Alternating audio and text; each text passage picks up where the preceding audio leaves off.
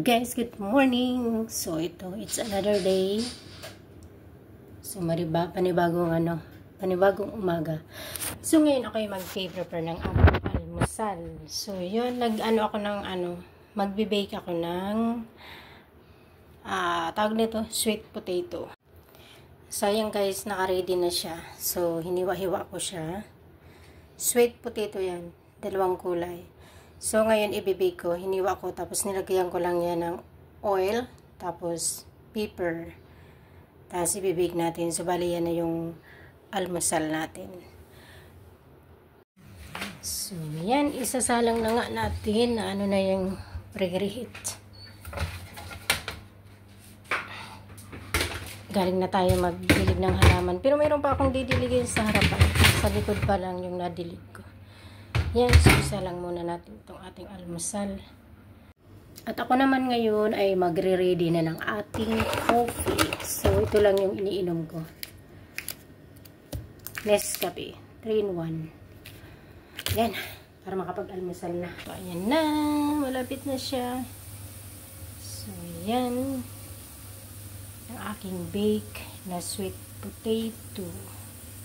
So, yan, coffee. Ay, nako. Ilang minuto pa ba? So, mas masarap kasi yung medyo toasta siya. So, yan na. Na ako ng mga halaman sa taas. So, tingnan ko nga itong aking niluluto. Ayan na. Malapit na siya. So, yan. Ang aking bake na sweet potato. So, yan. Malapit na maluto. Gusto ko yung medyo pa siya, medyo toast pa. Mas masarap kasi yung medyo toast. Pero okay na rin ito. Yan. Yummy yan guys. Grabe. Paborito ko yung ganitong ginagawa ko.